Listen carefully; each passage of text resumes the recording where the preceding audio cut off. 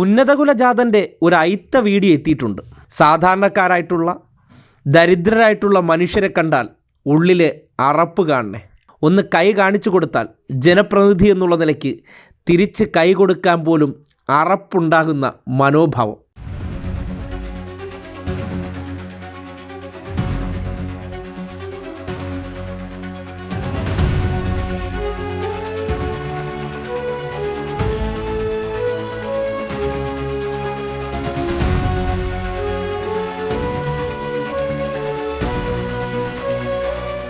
ഈ പാവപ്പെട്ട മനുഷ്യർക്ക് ഇന്നും ഇയാളെ തിരിച്ചറിയാൻ കഴിഞ്ഞിട്ടില്ലല്ലോ എന്നോർത്താണ് ദുഃഖം.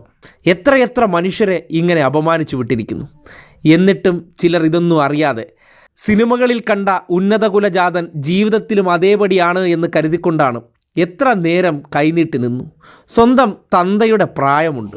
ആ മനുഷ്യരെ ഒന്ന് കൈകൊണ്ട് തൊടാൻ മനസ്സില്ലാത്ത ഉന്നതകുലജാതനായിട്ടുള്ള തറവാടിയായിട്ടുള്ള ഒരു കേന്ദ്ര സഹവാഴ എന്നല്ലാതെ മറ്റെന്ത് വിളിക്കാൻ?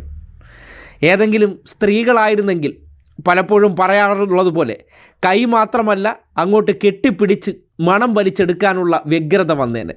സ്ത്രീകളല്ലാത്തത് കൊണ്ടും കാഴ്ചയിൽ തന്നെ വളരെ ദരിദ്രനും പിന്നോക്കാവസ്ഥയിലുള്ള മനുഷ്യനെന്ന് കണ്ടാൽ പിന്നെ അശുദ്ധിയല്ലേ?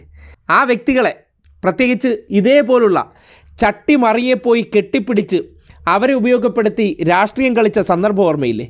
ചേർന്നടുത്തിരുന്ന് തോളിൽ കൈയിട്ടൊക്കെ പിടിച്ച് രഹസ്യമൊക്കെ പറഞ്ഞ ആ ദൃശ്യം, അതൊക്കെ ഒരുതരം വോട്ട് നാടകമാണെന്ന് മനസ്സിലായില്ലേ? എന്താണ് പാവപ്പെട്ട പിന്നോക്കക്കാരായ മനുഷ്യരെ സംബന്ധിച്ചുള്ള ഇദ്ദേഹത്തിൻ്റെ മനോഭാവമെന്ന് മനസ്സിലാകുന്നില്ലേ? ഇദ്ദേഹമാണ് പറയുന്നത് SC/ST വിഭാഗക്കാരുടെ ജോലികൾ ഉന്നതകുലജാതന് നൽകണം. കാര്യം ആ ഫണ്ട് വെട്ടി തിന്നാമല്ലോ.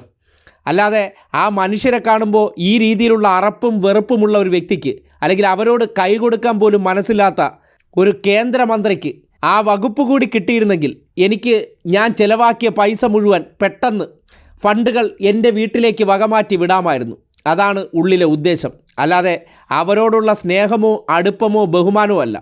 ബ്രാഹ്മണനായി ജനിക്കാൻ ആഗ്രഹിക്കുന്ന വ്യക്തിക്ക് ഇതുപോലുള്ള മനുഷ്യരെ കാണുമ്പോൾ അറപ്പുണ്ടാകും. അതുകൊണ്ടാണല്ലോ ഇത്രയും സമയം കൈനീട്ടി നിന്നിട്ട് ആ മനുഷ്യൻ്റെ കയ്യിലൊന്ന് തൊടാൻ പോലും ഈ ഉന്നതകുലജാതന് മനസ്സുണ്ടാകാത്തത്. പ്രശ്നം ഉള്ളിലെ ജാതിബോധമാണ്, അയിത്ത ചിന്തയാണ്, പ്രജയാണ്, രാജാവാണെന്ന് സങ്കല്പിക്കുകയാണ്.